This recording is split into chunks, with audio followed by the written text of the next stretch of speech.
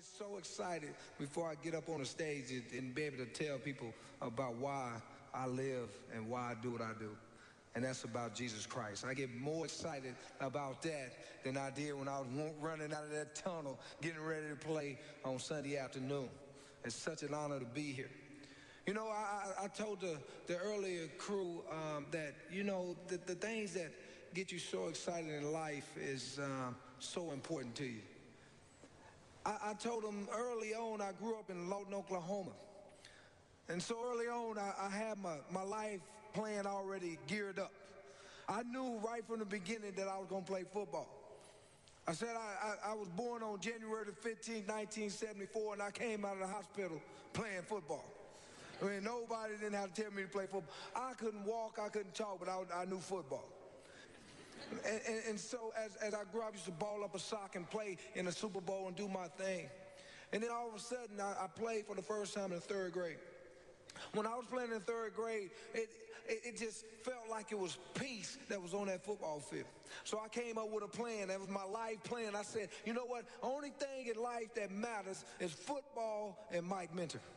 If I got those two things, I'm good to go. I don't need nothing else. And so I began to gear my life around those two things right there. In the third grade, I was watching the University of Nebraska getting ready to play the University of Miami for the national championship. Now, at that time, it was just a desire and a burning desire in my heart to go to University of Nebraska. I fell in love with them right there.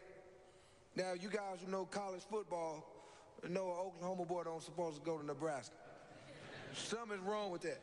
How many of you guys know that God is working in your life even when you don't even know it? I'm here to tell you He is. Even when you don't even know He's working. And at that moment, He was working. And so there at the third grade, I fell in love with Nebraska. I got to my senior year, all of a sudden I get a phone call. Guess who was on the other end of the line? It was Tom Osborne, the head coach at the University of Nebraska. Hey, Mike, look, I want to come down and visit you. I want to give you a scholarship. So I'm excited. You can imagine how I'm feeling.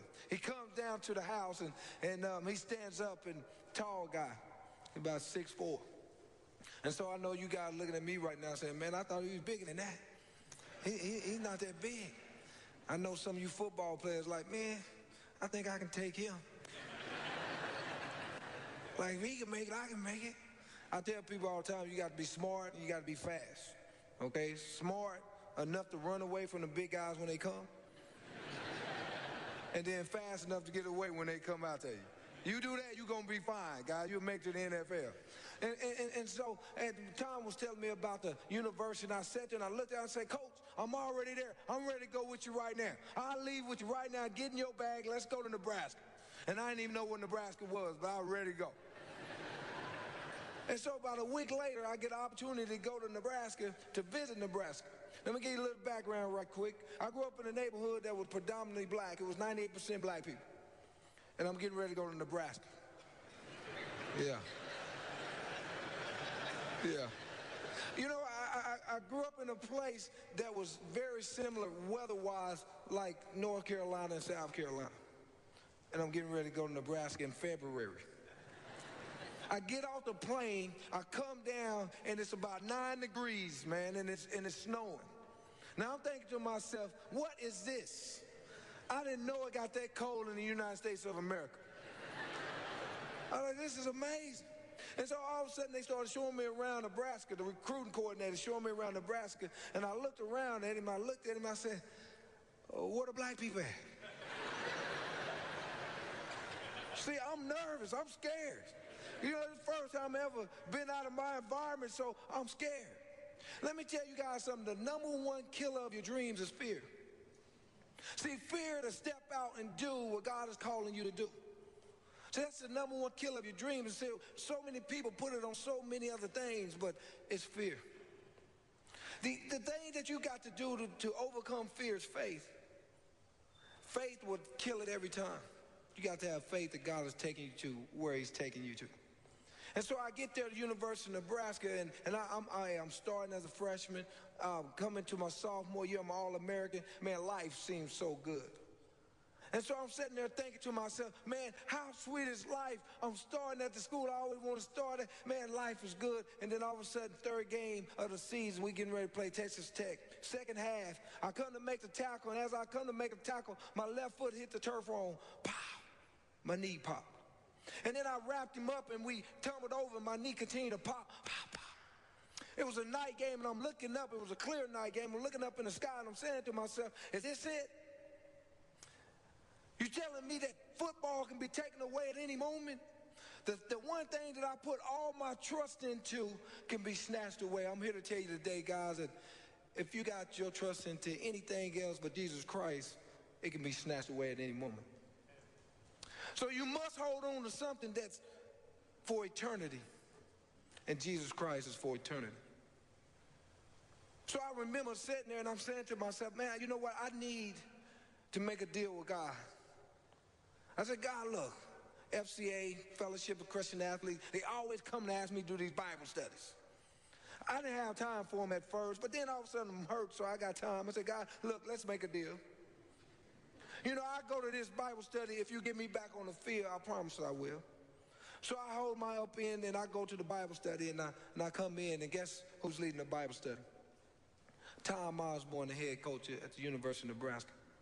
So in the third grade, when God put that in my heart, he didn't put that in my heart just because he wanted me to play football. He put that in my heart because he had an appointment with me at the University of Nebraska using the head coach that I love so much, and Tom Osborne.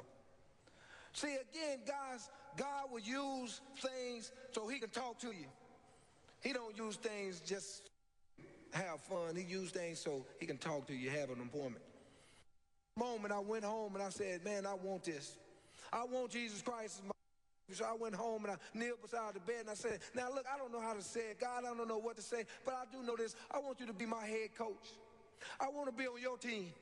I said, God, sign me up on a roster. And at that point, he took his permanent ink pen and he wrote my name on the roster.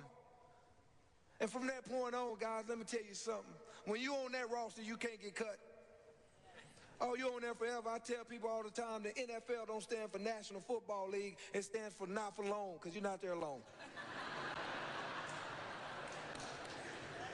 So even, guys, when you make it there, you're not alone. You're not there alone, so you might as well have something else in store. So you get on this team, it's forever. That's what made it so good.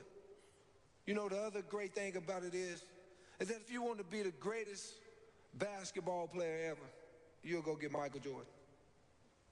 And so if Michael Jordan, if I can unzip your body and put Michael Jordan inside and then zip it back up, and then all of a sudden you start doing some amazing basketball things, shooting three-pointers, gliding from the free throw line, you know, kissing the backboard and doing all these amazing things, and people are looking at you like, I know you. You couldn't even walk and chew gum at the same time. How are you doing this now? And you sit there and you look at him, you say, it ain't me, it's Michael Jordan that's inside. You know, the amazing thing is when you get on this team, guess what happens? God unzips your body, and Jesus Christ gets inside, and he zips it back up. But the great thing about this is he put a lock on it, because he ain't going nowhere. He in there forever, and guess what happens? You begin to do amazing things, and people looking at you like, I know that person. What happened? And you sit there, and you smile, and you say, it's because of Jesus Christ. That's the power, guys, when you hook up with God and his team. I want to say this to the players because I think this is important. When the coach is at practice and coach is giving you all these plays and the coach is telling you guys, all right, on Friday night we're going to go out here and run these plays. Do you have coach out there at 7:30 when kickoff is going on? Is coach right beside you running the play with you? Absolutely not.